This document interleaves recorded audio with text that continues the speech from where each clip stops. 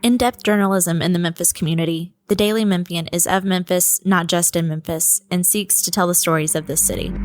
TheDailyMemphian.com. Truth in place. You might remember Memphian coach Bill Courtney from the Oscar-winning documentary Undefeated. Now, he's got an awesome movement and podcast called An Army of Normal Folks that you can check out at normalfolks.us.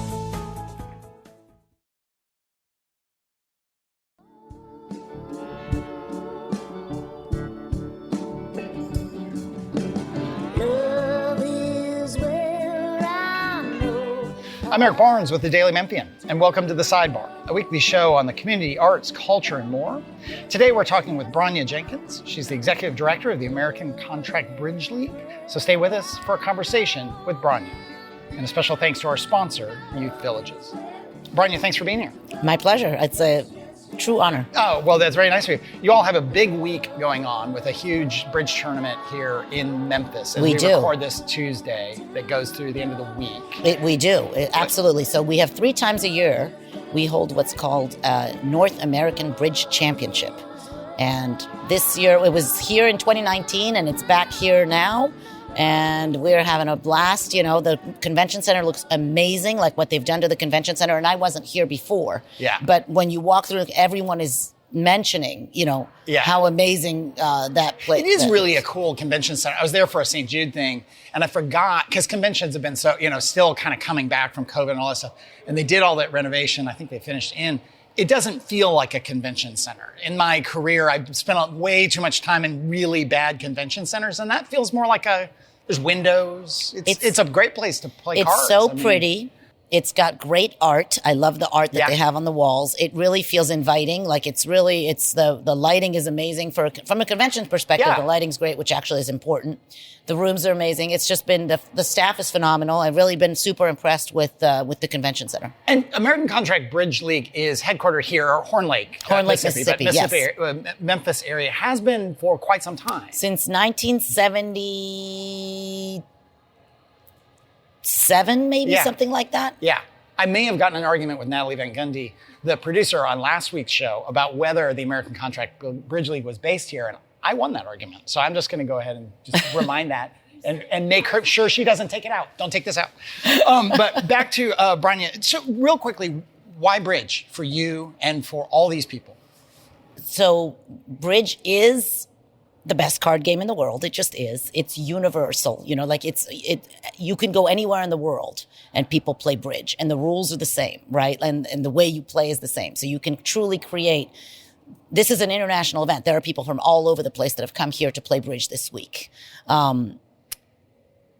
There's bridge clubs all over the world. You can walk into a bridge club and immediately create a connection with somebody by the language of bidding and playing that exists in the game of bridge. It's an elegant game.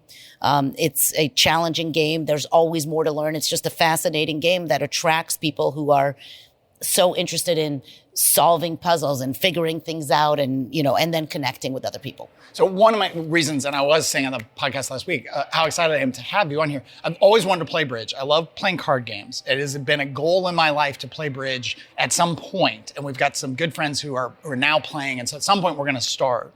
For people who like card games, play different card games, bridge is really, the perception is it is incredibly hard to learn.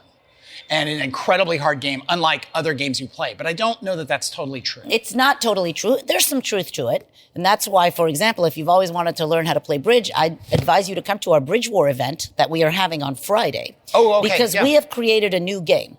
The game is called Bridge War.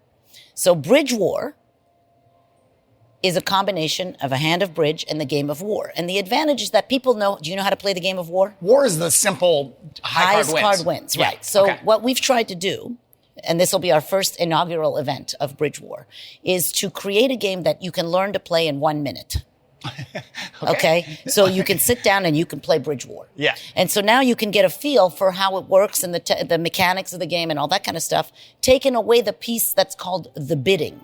Okay. Yeah. And the bidding is the super sort of what people call the complicated part because it's basically a language, right? Yeah. So when you have bidding with your partner, you are communicating with your partner in a legal way to try to describe your hand.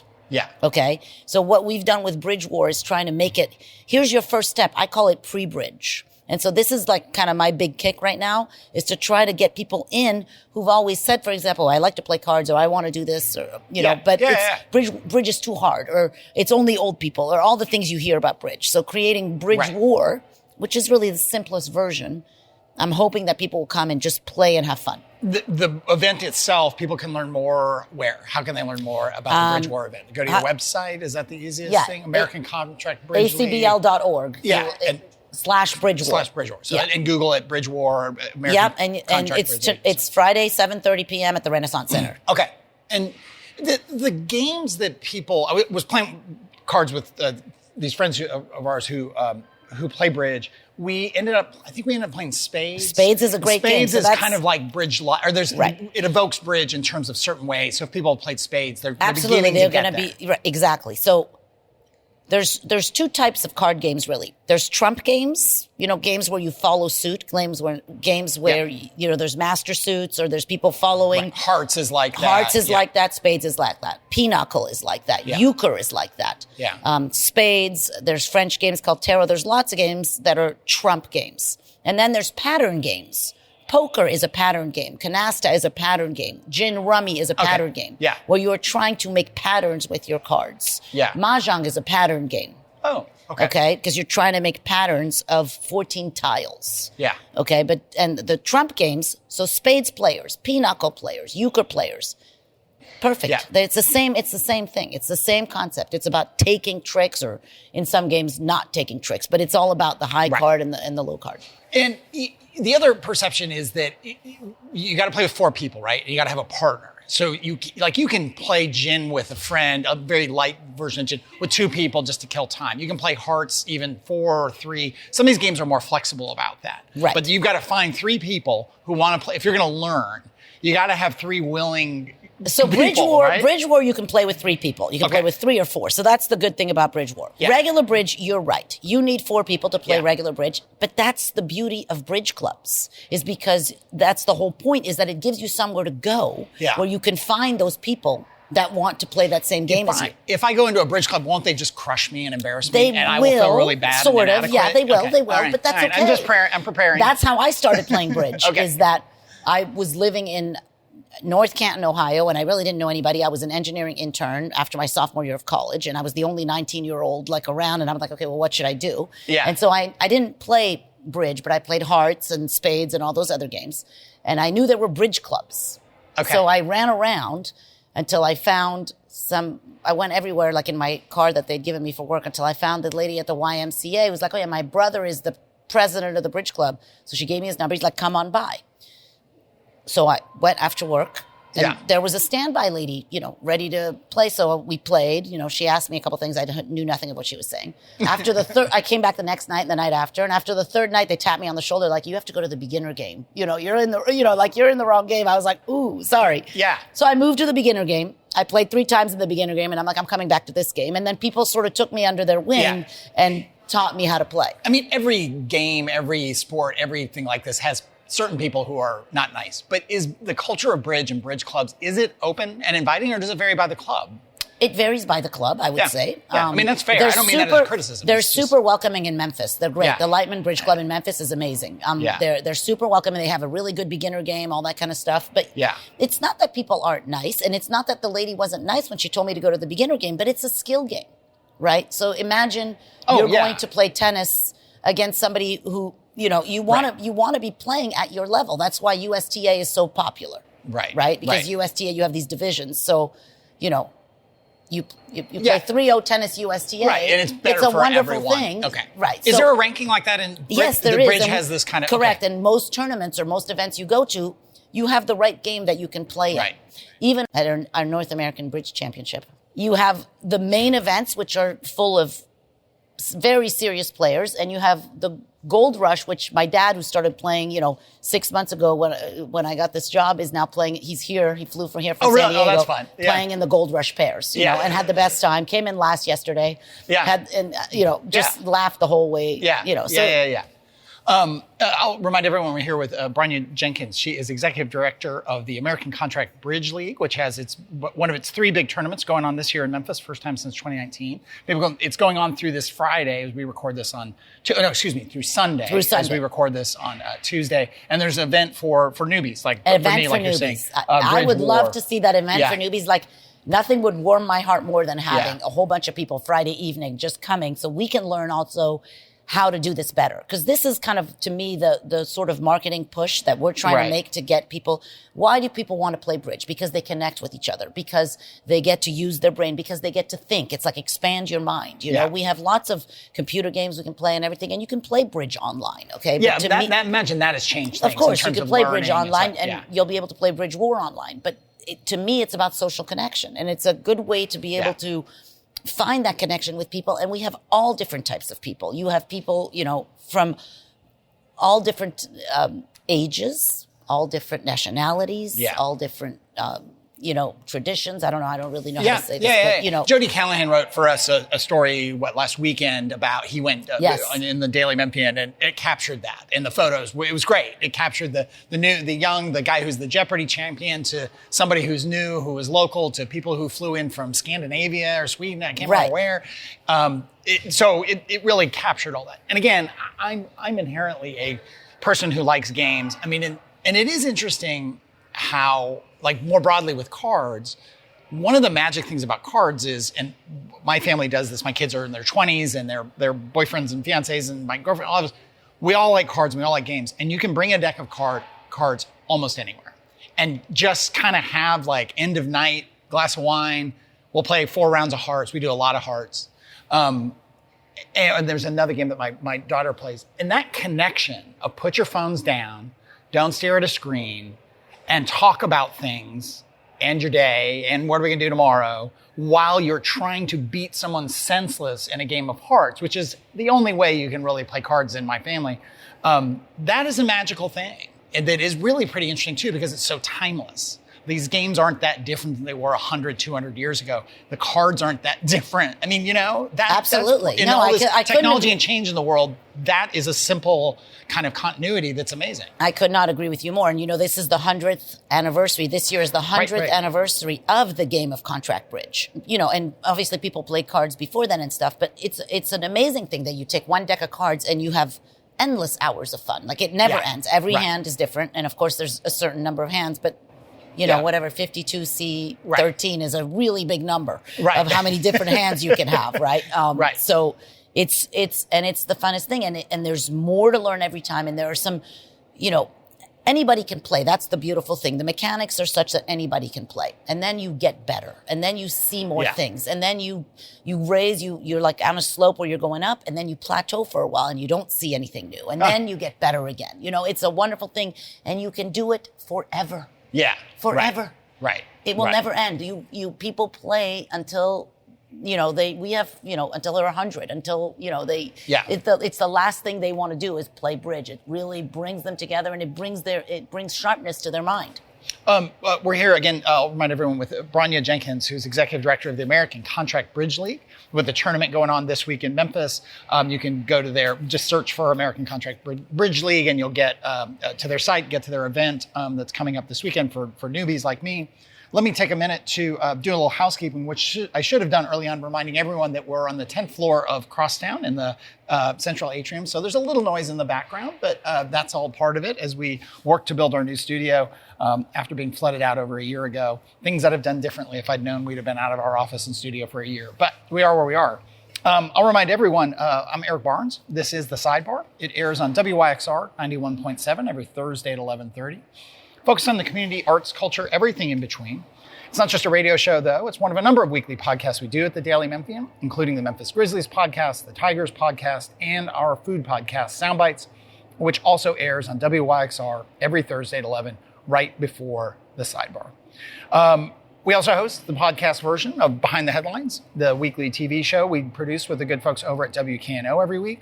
All of our podcasts are on the Daily Memphian site, as well as iTunes, Spotify, YouTube, or wherever you get your podcast. Speaking of YouTube, in the new studio, which Natalie and I walked through the shell of the new studio recently, we're going to have video, right? We're going to have cameras. So we're actually going to go, you'll be able to watch me bumble and fumble my way through reading off a piece of paper in video with our podcast coming probably full HD of me screwing up. It's going to be pretty awesome. I'm excited about it, at least. That'll probably be in the summer by the time we get in there and get the video all set up and so on. But that is coming soon. Same with Holly, same with Jennifer, same with Chris and Drew, everybody who does podcasts for us. Those we will primarily do in the studio with video coming up in the summer. So that's pretty exciting. I mentioned WYXR. You should consider becoming a member or a supporter of WYXR. It is nonprofit, listener-supported radio. You can go to WYXR.org. You can download the app. You can become a member and get all kinds of benefits. You can do a one-off donation. Also, when you go to WYXR.org or the app, you can get all the archives of the shows, both the talk shows and the music shows from all the various DJs. And I mentioned Daily Memphian. If you haven't become a paid subscriber to the Daily Memphian, do consider becoming one. We are the largest newsroom in the region. We just had our 6th anniversary about 6 months ago, so we're 6.5 years old. About 7.5 or 8 years for me, actually, but that's a whole other story. But we are a nonprofit, supported primarily by subscriptions, but also donations, advertising, and other kinds of support. Coming up recently, I should say, on the sidebar, we had Jen Andrews from Shelby Farms Park Conservancy. That was great. It was great to catch up with Jen. We were able to do it in her office, in a beautiful office in the middle of the park. That was a great conversation about everything they've been doing and what they have coming up. I mentioned Behind the Headlines. We last week had CJ Davis, the police director, a very great conversation. Didn't get to everything we wanted to get to, but it was a really good conversation. And coming up this week, we've got a roundtable of local journalists talking about some of the biggest stories of the week. And then next week, we will have a show on local restaurants and all the convolutions, the openings, the closings, all of that. Holly Whitfield will join me. Tim Barker, who's been in restaurants in Memphis forever, including Edge Alley. Mary Oglesby, who, among other places, has Mary's Boat and Cameo. And they're opening 2 new restaurants in Midtown sometime this spring or summer. And Monique Williams, Chef Mo, will be on as well. So we'll be talking about, we do a lot of stories on when restaurants close, when they open, and just some of the dynamics that are happening in that whole space. One last bit of housekeeping, we'll get back to Bronia. We recently had our Women in Business seminar. If you missed it, it was great. Tina Sullivan, Ursula Madden, Lee Mansberg from Junior Achievement. That video is available at YouTube. Just search for Daily Memphian or go to the Daily Memphian site and search for Women in Business. But again, we are here with Bronia Jenkins from American Contract Bridge League. Your background, you talked about being an engineer. You were MIT, is that right? That's correct. And so you have to be an engineer to play bridge. No, That's you what do you're not saying. have to be an engineer to play bridge. Do you hate but you do have to be able to count to 13. Okay. And by the way, I want to go to the restaurant podcast because I just moved to Midtown. When I moved here, and I love Midtown. I love all those restaurants around there. So I'm excited to hear the restaurant story.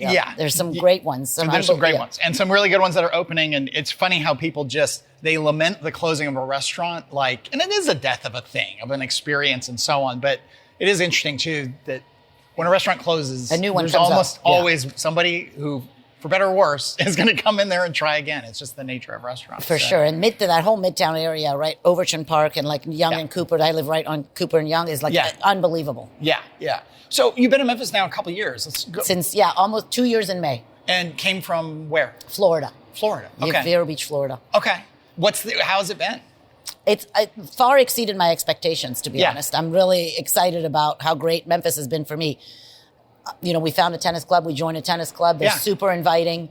And we then bought a house there, right there near the tennis club. So we feel like we really kind of live in Memphis kind of thing. So it's really great. Driving to work is really easy. It's like a 20-minute drive, which for me is perfect because I can't really do more than that. And the office is super fun. We have a great time. So yes, very good. Yeah, Memphis is a very funny place. I've been here 30 years now, so I can't really say I'm a newcomer. But it's incredibly inviting, I think, overwhelmingly for newcomers. You got to be a little bit willing to embrace. But people here, it is just the nicest place on earth. Yeah. You know what I mean? In terms of people. Yes, people are all so kinds of nice. problems. Yes. So does every other city I've ever lived in and where my friends and family live in. But that's great to hear that it's been good. We'll circle back with bridge. And I have a bunch of wonky, weird questions. I played Pinnacle as a kid. You mentioned that. Yes. I remember Pinnacle being really fun. That's also kind of a bridge light game, right? Yes. All those games are super fun. They really are. To me, come play cards with us. It's I don't even, of course I love bridge the most, but all of those games are games that bring us together. And I love the concept of come play cards with us. And in the future, I'd love to create divisions where we just play cards. It's not necessarily bridge. So that's kind of my vision, is come play cards with us, not just come play bridge with us. Yeah. But it takes a while to figure stuff out. And that's why starting with Bridge War, I'd love to get some spades stuff going, because I think the spades players are totally the type of people who would, first of all, be and they don't even have to want to play bridge. They could just want to play spades. I'd love to be able to offer a place that people can go play spades and stay in that sort of division. But that's a longer term goal. Like, I'm trying to right now, there's a lot of things I'm working on with bridge. So I'm trying to figure out how to do that. Right. How big is the staff of American Contract Bridge? So we have about 50 people that, Really? I just did like a spit take. Only about 25 of them are in Horn Lake, and then the other 25 are kind of remote, because most of our technology staff is remote and stuff like that. But there's thousands of games that go on every single day. The league itself, you guys are putting on the 3 tournaments a year. What education, helping? We have education. We sanction bridge games all over the United States. Okay. So that means that when somebody goes to that bridge club and plays in that bridge game, it then enters into our database all the scores, all the things that happen, and we award master points to people. Okay. And that is their ranking. So the master point is their ranking. We award different colors of master points, different things that make you the ranking that you are. Okay. And so basically, and people, when they win master points. So, they go to a tournament, they win master points. It's kind of people think it's kind of crazy. It's like people come all the way to play in bridge tournaments and go to bridge clubs. And then when they win master points. And what can you do with those master points? Nothing. You just accumulate them as master points, But does it also feed into this sort of pairing of teams and what level you're at? I mean, that's absolutely part of it. That is exactly. Golf is like that too. You mentioned tennis, golf, so you can go to any club anywhere and sort of have a handicap that adjusts same. Exactly the same. Yeah. I skipped over the engineering thing. So you were a sophomore in Ohio, MIT, engineering, and now you're doing bridge. The journey in between. The journey. Yeah. I'm gonna write a book, by the way, and it's gonna be called "Wrong Again" by Bronia Jenkins, so we can get to the journey that we're getting to. I like that name. I graduated from MIT, and I went immediately into finance, into options trading with a company called O'Connor and Associates in Chicago. My parents were like, "This is a disaster." They sent people to say, "We sent you to college to be an engineer. You're going to go to jail like Michael Milken working in whatever." I'm like, but I was like, "No, it's good." And then they came to visit. Actually, I worked on the floor of the Mercantile Exchange, and in Chicago. And they walked around, they're like, "Oh yeah, we see why you're doing this." It was just the perfect, for me, it was the perfect fit. So I was an options trader. Screaming and yelling at the time. And yelling. Yeah. Well, yes. So much of it's virtual now and electronic. Right, it's totally different now. Obviously, we were lucky. I grew up, that was funny because I looked you up and I saw you graduate in 1990. So I got this job in college in 90. So I got this job in 90, which was like the perfect time, for the banks and all that kind of stuff. So we were on the floor and running around, and it was just super fun. And then they move you up to the desk, and then they moved me to Basel, Switzerland. And then from Basel, then I got moved to London. I worked for Swiss Bank Corporation, UBS. Then I was working in London. Then I started a sort of electronic interdealer brokerage of foreign exchange options with a friend of mine. As one does, exactly, in the .com era. So then I was moved to Sydney because I was going to open the Sydney office. And while I was in Sydney, my son was born 3 months premature. So then I had so I had my son there, and then, then the company was sold. Then I moved back to New York, worked for Bank of America. Yeah. And then I had 2 little kids that were 5 and 3. And I said, I can't do this because I was working just way too many hours. Yeah. And I was leaving home really early, getting home really late. And so I sort of retired. So I retired. I took a sabbatical. I took a 14-year sabbatical. It's a little bit longer than most people. But so I raised my kids. And then I was getting pulled into my kids' school all the time. So I actually ran a bridge club, a financial instruments club, and a French club at the school. Then they're like, "Can you teach a math class?" And I'm like, "Well, I haven't done," unless. So I was reading. I taught 2 math classes, and I would get up at 4 a.m. and read the pre-calculus book because I'm like, I haven't done this in forever. Right. And then go to school that day and teach them the thing, and often teach them wrong things. And I would go back home and go like, what I taught you yesterday, completely wrong. Let's regroup. At least you're honest. Yeah. And so, I think I taught everybody one day that pi was 3. And I'm like, oh no, pi is not 3. It's 3.14. But, I was like. 3-ish. 3-ish. Exactly. 3-ish. Engineers say that pi is 3-ish and E is 3-ish. So that was that. And then, and then they ended up grabbing me full time. And so I taught math and I coached 3 sports that I'd never played. Yeah. Volleyball, basketball, lacrosse. Like, and you'd coach these sports. I'm like, I don't know. What grade were these people? Middle school. Okay. I taught high school math and middle school sports. Yeah, middle school sports still a little, depending on the totally, school, a little bit like look at the ball, stay move alert, your feet. Move your feet, don't run That's into all I each said. other. Bend your knees, move your feet. Like, Yes. I actually wanted to have T-shirts that said "Bend your knees," but I thought that might not. Yes. People Yes. wouldn't really understand Yes. what that meant. Yeah. So, because I'd always yell at the girls, "Bend your knees," because they just, they try to catch the ball standing up like this, and then the ball, bounces. Yeah. So that was kind of that, and then COVID came, and I thought that my kids, I was supposed to be an empty nester, but of course you looked around and everybody was back, and they were all at I don't even understand what happened there. And then I decided my kids were now really gone, so I decided, okay, new thing. So I told my boss in 21, I said, this will be my last year. I gave him a year's notice. And then in the end of 22, I started looking for a job. Because I thought, okay, why not? Let's do something different. So I had my resume together. I went to London. I went to New York. I was talking. Going to do finance again? I was going to do, I didn't know. I was just seeing everybody I knew. I always said to people, when I'm ready to work again, I'm going to just call everyone I know and say, I'm ready to work again. Who wants to give me a job kind of thing. So I did that. And some people were like, I can't believe you're walking into my office, like 18 years later and thinking I'm going to give you a job. I'm like, I don't know if you're going to give me a job, but whatever. Right. I did get a couple job offers, as it turned out. And at the same time, I was going to a bridge tournament, and I opened up the ACBL website to look at my score, because I still played bridge. So this whole time you were playing bridge? I took 14 years off of bridge while I was working. Gotcha. Basically, because I couldn't do everything. So I looked up, and it said searching for an executive director. I didn't even know what an executive director was, but I clicked on the thing, and there was a job description. I'm like, I could do that. I closed up the job description, and that was kind of the end. And then I went to a bridge tournament and ran into a friend, and we talked, and he's like, you have to apply for this job kind of thing. Funny. So I had my resume already. I wrote up a cover letter, which was super easy, because I've played cards and bridge my whole life. I started when I was 18 in 1988. I started playing. And I have to give the league huge credit, and the president of the board of the league, Margot Hennings, I have to give her huge credit. She was the head of the search committee. And I turned in my thing on Sunday, and on Monday they were calling me, and on Wednesday I was doing my first interview. So, I was super late in the process. I didn't even know that, of course. And then very quickly they offered me the job. Yeah.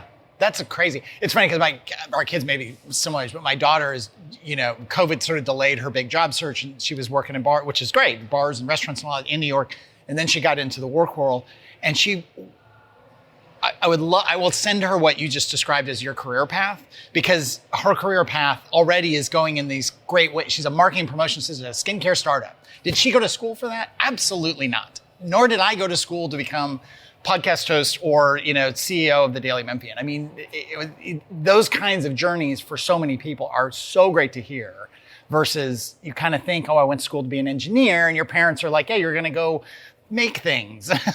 Exactly. Whatever. No, but exactly. You do all this stuff. And actually, so anyway, it's amazing. And I just tell my kids, who are also, college, I'm like, you just have to be productive, and you have to kind of like what you do. That's really what matters.